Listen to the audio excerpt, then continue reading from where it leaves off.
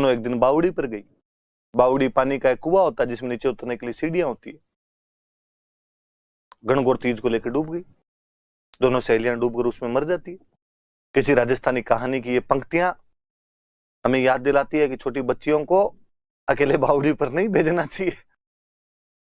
आप ऐसे मत करना। आप इस पंक्तियों का अर्थ जानना कि तीज त्योहार बावड़ी ले डूबी गणगौर का मतलब है कि तीज के साथ त्योहार शुरू होते हैं। तीज त्योहारों को वापस लेकर आते। तीज कौन सी? छोटी तीज। छोटी तीज कब आती है? श्रावण में। श्रावण में कब आती है? तो शुक्ल पक्ष की तृतीया को। ले डूबी गणगौर, गणगौर उनको लेकर डूब जाती है। गणगौर के साथ में त्योहार खत्म हो जाते हैं। कभी और ध्यान रखना, तीज गणगौर ये सब पार्वती माता होती है। पार्वती माता की सवारी निकालते हैं, सवारियों का तालाब में विसर्जन करके आते हैं बाद में। गणगौर के साथ में त्योहार डूब जाते हैं, तीज के साथ में त्योहार वापस शुरू होते हैं। सिंपल सा इस लाइन का अर्थ ये था। अब हम त्योहार पढ़ते हैं। अब आपने कहा कि सर अब समझ में आ गया कि त्योहारों की शुरुआत श्रावण से करनी। एग्जैक्टली इसीलिए हमने पहले महीने का नाम लिखा है श्रावण। आपने कहा सर छोटी तीज से करनी है और वो शुक्ल पक्ष में आता है। हाँ, इसीलिए हमने कृष्ण पक्ष को खाली छोड़ रखा है कि बाद में देख लेंगे कृष्ण पक्ष में क्या आता है क्या नहीं आता है। एक बार तो त्योहारों की शुरुआत की जाए, और त्योहारों की शुरुआत कहां से की जाए? तो छोटी तीज से की जाए। इंग्लिश में भी एग्जैक्टली छोटी तीज लिखना है इसको। कोई स्मॉल थर्ड डे टाइप का कर मत लेना कुछ कि आपको लगे यार ये लिख देते हैं। नहीं, छोटी तीज ही लिखा जाना चाहिए। तो तृतीया को छोटी तीज। अपने काम की बात कि छोटी तीज सबसे अच्छी कहीं पर यदि मनाई जाती है तो जयपुर। आपसे कोई पूछेगा कि छोटी तीज कहां की फेमस है, बिना सोचे समझे बताना कि सर छोटी तीज है वो जयपुर की प्रसिद्ध है। आपको पूछेगा कि हम छोटी तीज मनाते क्यों हैं, मैं कहूंगा छोटी तीज हमारे पति पत्नी के प्रेम का त्योहार है। पति पत्नी के प्रेम का त्योहार है।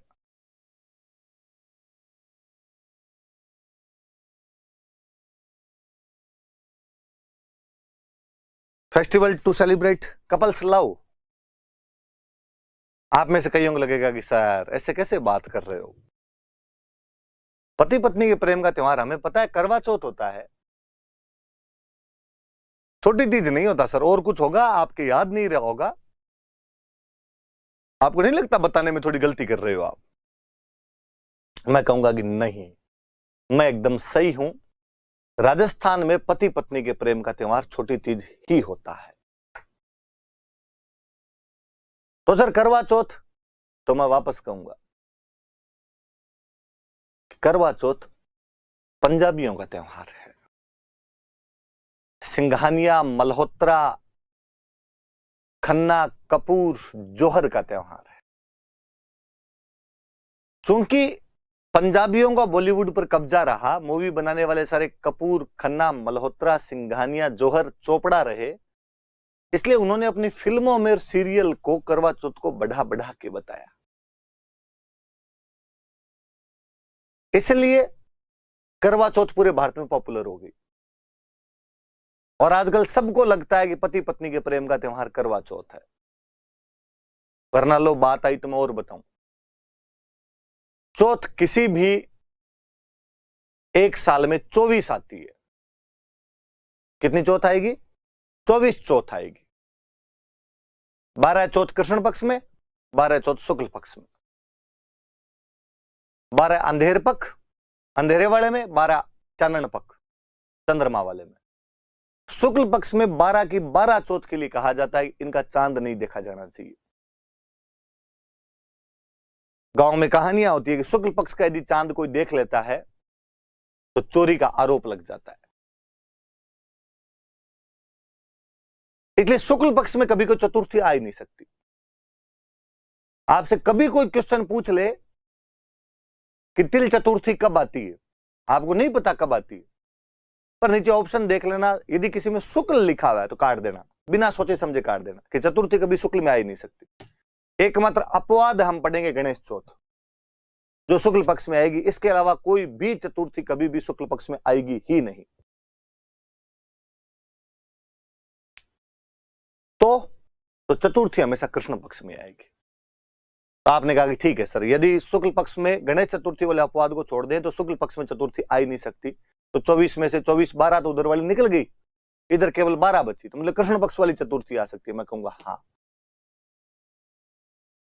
और कृष्ण पक्ष वाली जो 12 चतुर्थी आती है, चौथ जो आती है 12, गांव में महिलाएं 12 की 12 चौथ की पूजा करती है, वरना बैसाख, साढ़, काती और माँ, ये वाली 4 चौथ बड़ी होती है और इनकी तो सारी महिलाएं ही रख लेती।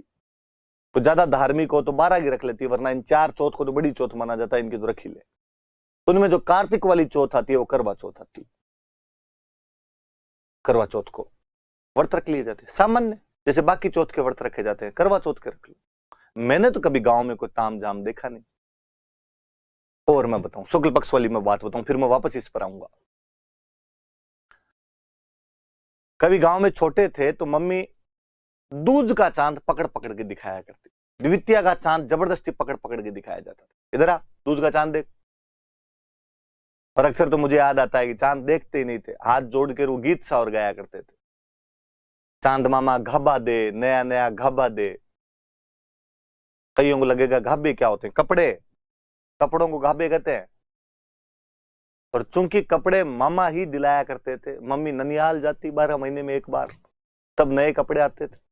पापा का ये कर्तव्य नहीं होता था कि आपको कपड़े दिलाएं, क्योंकि पापा के कपड़े भी ननियाल वाले ही बेचते थे, अपने ननियाल वाले ही पापा कपड़े बेचते। तो पापा किसके कपड़े दिलाएंगे? पापा अपने बुआ जी को, अपने बुआ के बेटों को, उनको कपड़े दिलाएंगे। सब अपने ननियाल से ही कपड़े लेके आते, इसलिए बच्चों को लगता कि कपड़े मामा जी दिलाते हैं, चांद मामा है, इसलिए चांद मामा घाबा दे, नया नया घाबा दे। दूज वाले दिन हाथ जोड़ते उसके आगे। पर मम्मी चौथ वाले दिन सुबह सुबह कहती, छोरो आज चांद मत देख लेना रे, और आज चांद देख लिया ना तो चोरी का आरोप लग जाएगा। भगवान कृष्ण पे लग गया था कि उन्होंने सैमंतक मणि चुराई है, क्योंकि उन्होंने चौथ का चांद देख लिया था। केवल इस वजह से कलंक लग जाता है चौथ का चांद देखने से। पर बचपन में जिन चीजों के लिए मना किया जाता है उन चीजों को करने में ज्यादा मजे आते हैं। और उस दिन शाम को चांद, वरना तो पता ही नहीं चलता चांद कब आया और कब चला गया। उस दिन शाम को धीरे धीरे देखते, पर यूं देखते। एक आधा भाई बहन खोड़ ला होता, मम्मी को बताऊंगा, मम्मी को बताऊंगा, कई बार तो पिटाई और हो जाती। तब से मन में आएगा भाई चौथ का चांद नहीं देखेंगे। मेरे तो अभी एक दिन दिख गया था, 4-5 दिन पहले, ये जो चौथ निकली इसका, तो मुझे यूं बड़ा अजीब लगा, यार चौथ का चांद देख लिया अपने, चौथ का चांद देख लिया। भले कितने साइंटिफिक होने की कोशिश करें, हमें पता है कि अंधविश्वास ये देखने से क्या ही हो जाएगा ऐसे, पर मन में अभी तक भी वो बचपन जिंदा रहता है कि नहीं यार चौथ का तो नहीं देखते हैं ना, बचपन में मना करते थे ना, चौथ का क्यों दिख गया। कई दरियों कानों के हाथ वाथ लगाने की एक्टिंग करते हैं। तो चौथ के चांद शुक्ल पक्ष में तो देखे नहीं जाते, इसलिए चतुर्थी आएगी तो कृष्ण में आएगी। कृष्ण में 12 में से 12 चौथ की पूजा की जाती है, 12 में नहीं तो 4 की तो बड़ी वाली की पक्की कर लेते हैं। उन 4 में से एक कार्तिक वाली करवा चौथ आती है, तो नॉर्मल महिलाएं वैसे ही पूजा कर लिया करती थी। अपने लिए करवा चौथ कभी बड़ा इतना त्योहार रहा ही नहीं। और कभी आप उस करवा चौथ की तो जो कल्चर है उसको पकड़ने की कोशिश करो और देखो कि क्या ऐसा राजस्थान में संभव था कि करवा चौथ जो नॉर्मली अब हम देख रहे हैं, जो स्वरूप देख रहे हैं, वो ये कहता है कि पत्नी सज संवर के, एकदम सज धज के छत पे जाएगी और वहां छलनी में से अपने पति को देखेगी। चांद वो है उसको देखेगी। इमेजिन कीजिए, आज से 2 पीढ़ी पहले क्या अपनी मम्मी वाली पीढ़ी, दादी वाली पीढ़ी ऐसा कर सकती थी? क्या कोई महिला सज धज के छत पे खड़ी हो सकती थी? गांव वाले बात बना ले पूरे, अब फलान जी की बीरनी छत पे खड़ी थी और उसमें पति को देख ले। आप कभी सोच के देखिए कि मम्मी या दादी वाली पीढ़ी क्या ऐसे अपने पति को, पापा को या दादाजी को बोल सकती थी कि प्लीज शाम को घर जल्दी आ जाना, मैं छलनी में से देखूंगी। जूता 10 नंबर का आता है पैर में। उल्टी लुगाइयां अपने तो कहती थी कि बोमिया तू बाहर ही रहना, मत आना। डाकियों से लगता था डर पहले, तो कोई पति को बुलाने वाली ये फीलिंग तो हुआ ही नहीं करती थी। अपने चौथ चांद देखा, शाम को रोटी खा ली। दिन में कहानी सुन लिया करते थे। एक को बाबू कहानी आती थी, बाबू कहानी सुना दिया करती थी। तो भाई साहब अपने करवा चौथ नहीं होती थी, पति पत्नी के प्रेम का त्योहार था। अपने जो पति पत्नी के प्रेम का त्योहार था वो तीज था। तीज आया करती थी। और कभी पुरानी राजस्थानी कहानियां सुनो आप, कहानियों में आएगा कि बंदे की शादी हुई और शादी होने के बाद बंदे को लगा यार 1 से 2 हो गए, कमाना चाहिए। इतने दिन तक तो निकमे बैठे थे, बापू ढाबे पे खाना खा रहे थे। राजस्थान में आर्थिक संसाधनों की कमी, कमाने के लिए बाहर जाना पड़ेगा। बंदा बाहर जाता और बाहर जाने लगता तो पत्नी कहता कमाने के लिए बाहर जा रहा हूं, और पत्नी कहती कि मैं तो अभी आई हूं, अभी आप बाहर चले जाओगे ना, आपके बिना मेरा मन कैसे लगेगा। पति समझाता कि देख कमाने तो पड़ेंगे, यहां बैठे रहने से तो कैसे पार पड़ेगी, पर मैं तुम्हें वचन देता हूं कि मैं साल भर के अंदर वापस तुम्हारे पास आ जाऊंगा। पत्नी वापस हाथ में हाथ रख के कसमें खिलाती। नया जोड़ा तो कर ही सकता है ऐसा थोड़ा कुछ कि और पता नहीं, पर तीज वाले दिन वापस आ जाना। बात पे गौर कीजिए आप। पत्नी पति को कह रही है कि तीज वाले दिन वापस आ जाना। तमाम राजस्थानी कहानियां ये चीज बताती है। फिर कहानियों का फिर वो रोमांच की पति कमाने के लिए 7 समंदर पार गया। अपने लगता है 7 समंदर पार कहां जाते हो? कहीं नहीं जाते जी, मालवा जाते थे, मध्य प्रदेश वाला। बीच में 7 नदियां आती थी। अपने वालों की तो नदियां भी नहीं देखी होती थी, पश्चिमी राजस्थान वालों की। तो इतना पानी देखे अपने को लगता है समंदर ही पड़ा है। तो 7 समंदर पार गए थे। कहानियों का रोमांच वो कि सावन का महीना आते ही और पति ने जिस सेठ के, जिस राजा की नौकरी करता था उसको कहा तीज वाले दिन छुट्टी देना, मुझे घर जाना है। सेठ या राजा बहुत खड़ूस था और उसने छुट्टी नहीं दी। दूज वाले दिन तो पति ने कहा छुट्टी दो तो ठीक, वरना मैं यूं ही जाऊंगा, क्योंकि मैं पत्नी को वचन दे के आया था कि मैं तीज वाले दिन शाम को तेरे से मिल लूंगा आके। और पत्नी ने कहा था कि यदि तीज वाले दिन शाम तक नहीं आए तो मैं अग्नि में बैठ जाऊंगी, चिता के अंदर बैठ जाऊंगी, सत कर लूंगी, मैं लुगाई मर जाएगी मेरे पीछे। छुट्टी दो तो ठीक, नहीं दो तो ठीक, मैं जा रहा हूं। और पति अपना घोड़ा लेकर उन 7 समंदरों को लांघता हुआ रातों रात तीज वाले दिन शाम तक तो अपनी पत्नी के पास पहुंच जाया करता था। इतनी कठिनाइयां वो केवल तीज के त्योहार के लिए झेल रहा है, क्योंकि पति पत्नी के प्रेम का त्योहार तीज है। फिर मुझे लगता है कि ये जो करवा चौथ में जो सज धज है, ये सज धज भी तो हमारे उधर थी, तीज पे थी। तीज पे लहरिया उड़ा करते थे, लहरिया। और कितना महंगा आता होगा कि उस समय गीत बनाए हमने कि मारे लहरिया 900 रुपया रोकड़ा सा। तब वो 900 रुपए केस के अंदर आता होगा और पत्नी ये विश करती होगी, मांगती होगी कि लाओ तो लहरिया ला के दो, महंगी वाली चीज ला के दो मुझे। मैं और इस बात पे आऊं कि आजकल आपके करवा चौथ का कंसेप्ट कहता है कि ये पति पत्नी के प्रेम का त्योहार और पति पत्नी को गिफ्ट देगा। ये हम जो गिफ्ट थे ये भी तीज पे दिया करते थे। हम तो थोड़े और फॉरवर्ड थे, हम मानते थे कि शादी छोड़ो, सगाई भी अपने आप में आधा विवाह होता है। और पहले गांव में ऐसे केस नहीं सुने जाते थे कि कोई सगाई टूट गई किसी की। नहीं साहब, सगाई हुई है तो 2 परिवारों के बीच के 7 जन्मों का बंधन है, इनके बीच का अटूट रिश्ता है। सगाई हो गई, शादी हुई नहीं, तीज आई।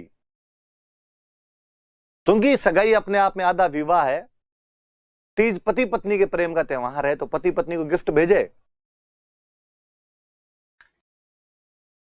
और हम कहते हैं कि भेजते हैं भाई, पति गिफ्ट भेजता है। और वो जो गिफ्ट होते हैं उन गिफ्ट को बोलते हैं सिंजारे। कि पति द्वारा पत्नी को गिफ्ट भेजे जाते हैं। वो पीहर में होती है तो पीहर में गिफ्ट भेजे जाते हैं, उनको सिंजारे कहते हैं कि सिंजारा आया। हम और फॉरवर्ड थे, हमने कहा कि ये रिश्ता केवल पति पत्नी का थोड़ी रहता है, ये न्यूक्लियर फैमिली वाले कंसेप्ट हमारे नहीं है। उस पत्नी का रिश्ता एक बंदे से नहीं है, केवल उसके पूरे परिवार से, सास ससुर ननद देवर, इसलिए सबकी तरफ से गिफ्ट जाएंगे। इसलिए हम कहते हैं ससुराल पक्ष से नवविवाहिता को ये गिफ्ट भेजे जाते हैं, ससुराल पक्ष से उस लड़की को गिफ्ट भेजे जाते हैं जो सिंजारे होते हैं। वो कुंवारी है, अभी तक शादी नहीं हुई है, तो भी उसको पीहर में बैठे बैठे उसके ससुराल वालों ने गिफ्ट भेजे कि नहीं, तो हमारी बहन नहीं है।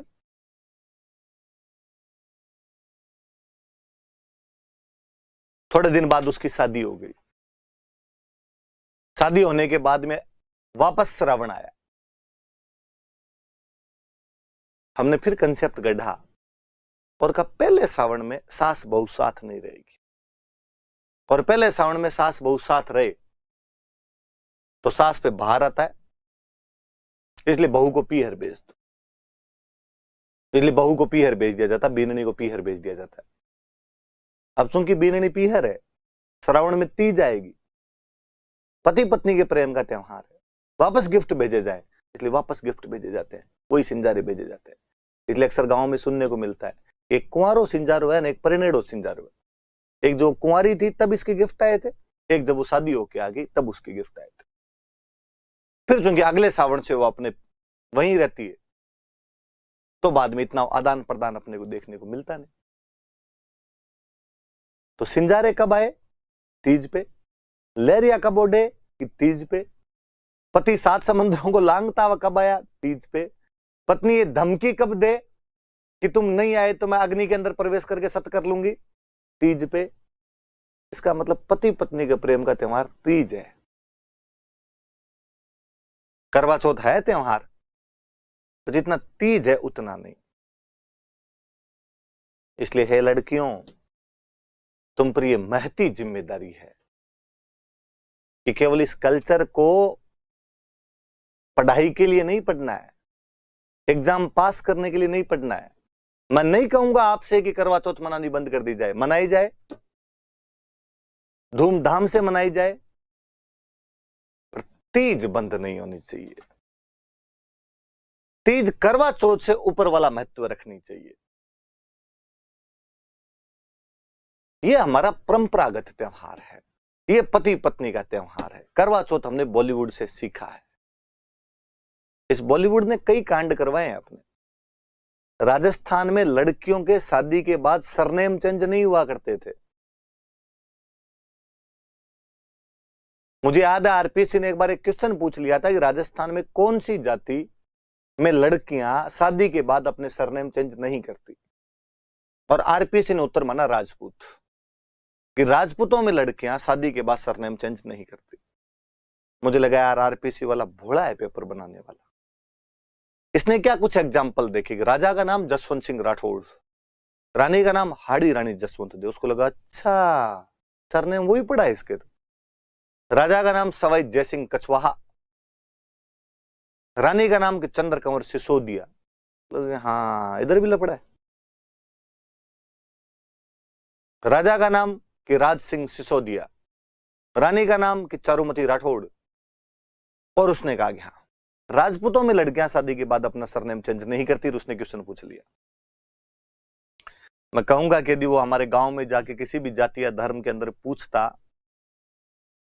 तो डोकरियां बताती कि मारो गोत ओ है, अंको गोत ओ है। अंको मतलब पति वालों का गोत्र ये है, मेरा गोत्र तो वही है। मैं कहूं आज भी घर पे दादी जी बैठे, उनसे पूछ लेना कि तुम्हारा गोत्र क्या है। यदि आप वाला बता दे तो आप जैसे कहो वैसे करें। तो करके देखना, पहले इस्तेमाल करें फिर विश्वास करें। नहीं बताए सरनेम चेंज होते ही नहीं थे। ये महाराष्ट्र की प्रक्रिया है, वहां पर सरनेम चेंज हुआ करते थे। आजकल हम भी देखते हैं, देखा देखी लड़कियां सगाई होती है फेसबुक पे ही सरनेम चेंज कर लेती। अपने कई बार लगता है यार ये तो फ्रेंड थी नहीं अपने एफबी पे, फिर कोई प्रोफाइल खोलो तो पता चलेगा अच्छा गॉट एंगेज्ड।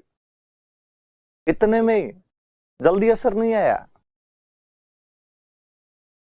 पहले अक्सर गांव में हुआ करता था कि बाई का ब्याह करते, बाई पहली बार ही जब पियर आती ना तो ससुराल वाली भाषा बोलती। अपने राजस्थान में भाषाएं अलग अलग, कोस कोस पर बदले पानी, 3 कोस पर बदले पानी। तो भाई ससुराल वाले थोड़े बहुत जो शब्द होती ससुराल वाले बोलते, और गांव में कहते भाई सासर रंग जल्दी चढ़ो। मुझे लगता है आजकल बाई को सासर जाने की जरूरत ही क्या है। बाई सगाई के बाद भी रंग चढ़ाती है, सगाई के बाद ही अपने सरनेम चेंज कर लेती है। इसलिए है लड़कियों, पापा वाला सरनेम बेहद अच्छा है, तो बाई ब्लड है, तुम्हारी जीनियोलॉजी जुड़ी हुई है उससे। पति वाला सरनेम बच्चे लगाएंगे, तुम तो अपने पापा वाला सरनेम लगाओ कम से कम। बॉलीवुड ने कई काम करवाए हमसे। बॉलीवुड ने देवी देवता चेंज कर दिए भाई अपने। तो कौन जानता था 2 पीढ़ी पहले वैष्णो माता को? वैष्णो माता से माफी मांगते हुए 100 सलाम महाराज, माफी देना। पर 2 पीढ़ी पहले वाले को पूछो अपने राजस्थान में वैष्णो माता का नाम भी सुना था क्या? कोई गया था क्या तुम्हारी 7 पीढ़ियों में भी वैष्णो माता की? करणी माता, जीर्ण माता, शीला माता, जमवाई माता, चामुंडा माता, आई माता भरी पड़ी थी अपने यहां पे। एक पंजाबी आए, गुलशन कुमार जी, पंजाबियों की देवी मां वैष्णो है, पहाड़ों के अंदर है, पंजाब के पास में, वो जाया करते थे। उन्होंने जब गाने बनाए, गुलशन कुमार जी ने जब गाने बनाए, वो तो अपनी माता जी का बखान करेंगे, उन्होंने वैष्णो माता जी गाने बनाए। पूरा राजस्थान जा रहा है उधर, पूरा नॉर्थ इंडिया जा रहा है उधर। और मुझे लगा यार वहां से हम कई कंसेप्ट और सीख के आ गए। पंजाबी बड़े एनर्जेटिक लोग होते हैं और जाते हुए जोर जोर से नारे लगाते, जोर से बोलो जय माता दी, आगे वाले जय माता दी, पीछे वाले जय माता दी। मुझे लगता है यार ये तो अपने तो होता ही नहीं है। अपने तो मंदिर जाते हैं तब कहते चुप, बोलेगा नहीं अगर कोई बड़े हैं सामने देवी देवता, उनके सामने चरचर चरचर करते रहते हो, एकदम चुप रहो, मोबाइल साइलेंट करके जाते हैं। मुझे कई बार बड़ा अजीब लगता है कि मैं वैष्णो करणी माता मंदिर में गया हुआ होता हूँ और वहां पे कोई लड़कों का ग्रुप आता है, यहाँ चुपचाप माँ की भक्ति कर रहे होते हैं, माँ को याद कर रहे होते हैं, और कोई जोर से आगे बोलता है, जोर से बोलो सच्चे दरबार की, करणी माता की। मुझे कई बार उन बच्चों को समझाने का जी करता है कि बच्चों नहीं, अपने वाली जो मम्मी है, अपने वाली जो माता है, ये शोरगुल पसंद नहीं करती है, नाराज हो जाएगी। फिर कई बार लगता है कि यार बच्चे कह देंगे कि नहीं सर, नहीं भैया, माता कभी कुमाता नहीं हो सकती, मम्मी अपने बच्चों पे कभी नाराज नहीं हो सकती, शोरगुल करेंगे तो भी वो नाराज नहीं होगी। तो मुझे वापस उनको कहने का जी करता है कि जिस भाषा में तू जय बोल रहा है, ये भाषा माता को नहीं आती। ये जय माता दी, ये दी वाला जो वर्ड है ना, ये पंजाबी है। अपने वाली जय माता जी, जय माता की, जय माता री है। तू जोर से बोलो जय माता जी, जय माता की, जय माता री बोले तो समझ आएगा। पंजाबी नहीं आती करणी माता को, जीवन भर देशनों की रही थी, बीकानेर में रही थी, डोगरी के पल्ले नहीं पड़ेगी ये वाली भाषा। प्लीज मत बोल। बॉलीवुड क्या क्या नहीं करवाए हमसे। वैष्णो माता जाना उनके होता है जिनको मनाने होते हैं हनीमून। घर वालों को सीधा कर दिया हनीमून मना के आना है, तब तो आज भी पश्चिमी राजस्थान में तो उल्टा लटका के चमड़ी छोले कोई। तो कहा कि बेचारे लड़की का नाम लेके, और कहा लड़के ने जाके पापा के मम्मी के पास मुंह बनाते हुए कहा, भोला बनते हुए कहा। ये जब 12वीं में पढ़ती थी तब इसके जात बोली हुई थी कि जोड़े से वैष्णो माता की जाके आएंगे। घर वाले इन जात से न बड़ा डरते हैं कि बोली हुई मन्नत और नहीं जाए तो लफड़ा हो सकता है। घर वाले कहते 100 सलाम महाराज, वैष्णो माता की जाके आओ। दोनों कहाँ है? सिक्कर पड़ेगी कि झुंझुनू पड़ेगी? कहा ना ना, है तो कश्मीर, इतना दूर कैसे जाओगे? अब देख लो, जाना ही पड़ेगा, क्या है। घर वाले रुपए देते हैं कि जाओ। कौन जानो रामदेव रट, जानो चोटीला धाम, किसको जाना वैष्णो माता? यहाँ देखने गुलमर्ग और सोनमर्ग। वैष्णो माता का नाम है बेचारी का, पर माता जी सब कुछ जानती है। उसके नाम पे जो जो कांड किए जा रहे हैं ना, डोकरी सब एकदम वही है जी। माता कुमाता नहीं हो सकती। दो गति कोई नहीं बच्चों, मेरे नाम पे भी एंजॉय कर लिया तुमने, कोई बात नहीं है। तो ये तीज है भाई, अपना पति पत्नी के प्रेम का त्योहार। अपने पति पत्नी के प्रेम का त्योहार करवा चौथ नहीं है। तो तीज कब आती है? तो श्रावण शुक्ल तृतीया को। सबसे अच्छी कहाँ हो? तो जयपुर के अंदर हो। किसका त्योहार है? तो पति पत्नी के प्रेम का त्योहार है। जो गिफ्ट आते हैं उनको क्या कहते हैं? सिंजारा कहते हैं। याद रहे, तो प्रीलिम्स में क्वेश्चन पूछेगा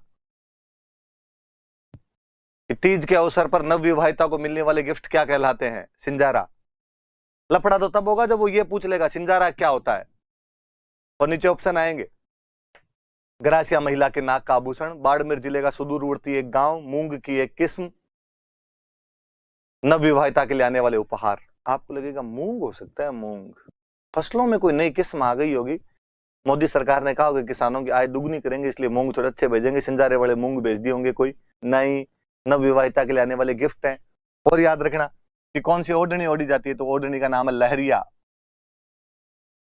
लहरिया के कपड़े पहने जाते हैं, लहरिया ओढ़नी ओढ़ी जाती है। इसलिए प्लीज लड़कियों, तीज वाले दिन सब लहरिया ओढ़ना, गिफ्ट मंगवाना तो भी कहना कि लहरिया ला के दिए जाए। और मैं बताता हूं, ये छोटी तीज प्रकृति प्रेम का त्योहार है।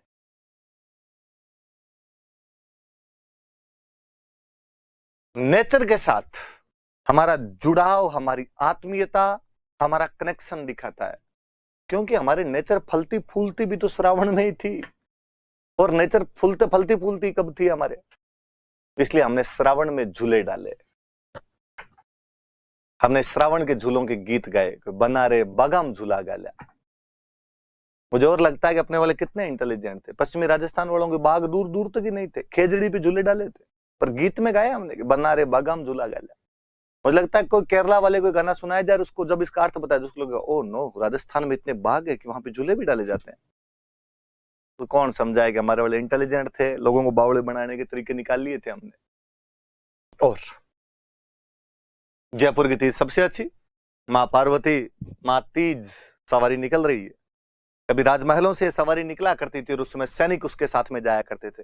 रंग बिरंगी वेशभूषा के अंदर महिलाएं और पुरुष उस तीज माता की सवारी के साथ जाते, सैनिक साथ में होते, हथियारों के साथ में होते। माँ पार्वती जब खुद बाहर जा रहे हैं, 16 श्रृंगार किए हुए तमाम गहनों से सुसज्जित होकर जा रहे हैं, उनके साथ सैनिक नहीं जाएंगे तो कौन जाएंगे। आज भी पुलिस तो अब भी जाती है, भले आप ये कह दो कि वो अब कानून व्यवस्था को कंट्रोल करने के लिए जाती है, पर दृश्य तो एकदम वैसा होता है आज तीज। और जयपुर की तीज तो क्या गीतों में गाई गई है।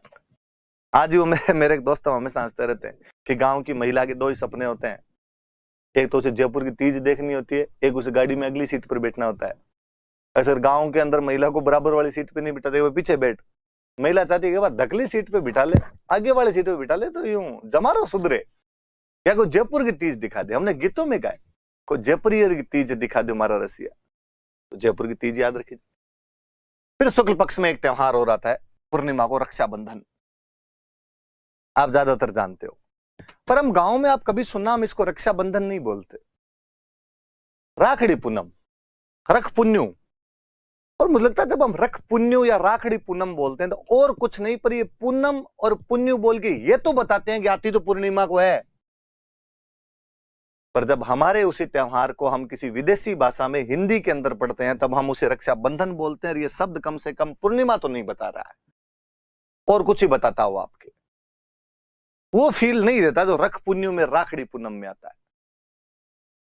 फिर हम कहते हैं कि इस रक्षाबंधन को नारियल पूर्णिमा भी कहा जाता है। इस दिन नारियल की पूजा की जानी चाहिए। मैं इंग्लिश वाले भाई बहनों को फिर कहना चाहूंगा कि इसको नारियल पूर्णिमा ही लिखें, कोई कोकोनट फुल मून ना कर दें इसको।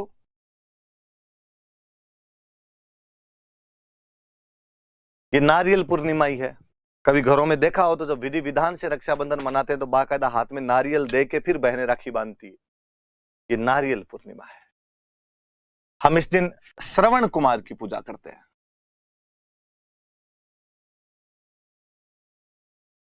इस दिन श्रवण कुमार की पूजा की जाती है। आप में से ज्यादातर लोगों ने श्रवण कुमार की कहानी सुनी होगी कि एक आज्ञाकारी पुत्र जो अपने अंधे माता पिता को तीर्थ यात्रा कराने के लिए लकड़ी की एक कावड़ बनाकर उनको घुमाता हुआ फिरता है। यह उन दिनों की बात है जब अयोध्या के अंदर महाराज दशरथ राज कर रहे थे। महाराज दशरथ की एक खासियत थी कि वो शब्द भेदी बाण चलाया करते थे।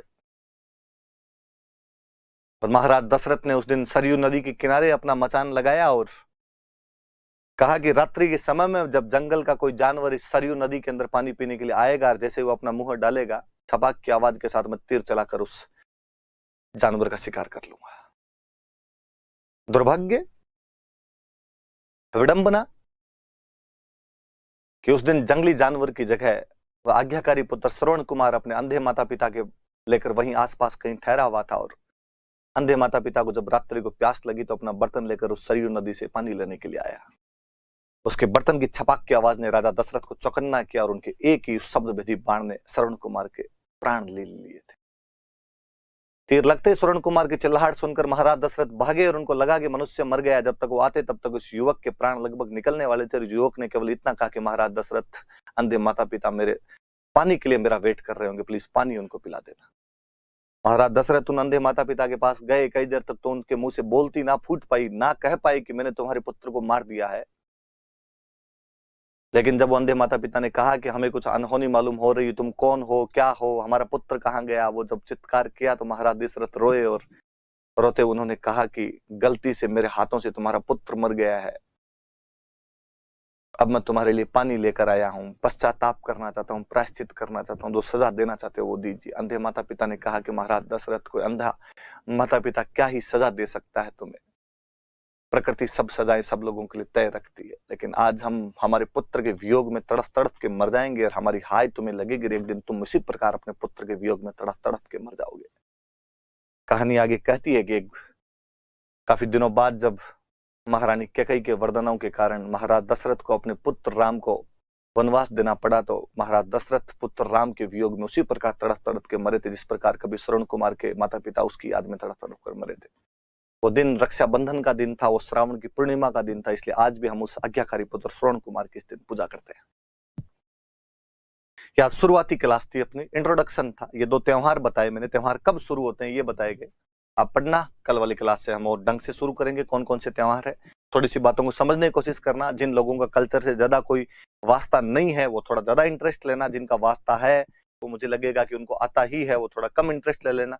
बेसिकली जो पूर्वी राजस्थान के भाई बंधु है वो थोड़ा ज्यादा ध्यान रखना, क्योंकि अक्सर मैं कहता हूं कि हमारे पश्चिमी राजस्थान में कल्चर होती है और पूर्वी राजस्थान में एग्रीकल्चर होती है, इसलिए तुम्हारे लोगों का इधर कल्चर से काम नहीं पड़ा, हमारे खाने के दाने थे नहीं तो हमने व्रत ही रखे और कुछ किया भी नहीं था हमने। Thank you.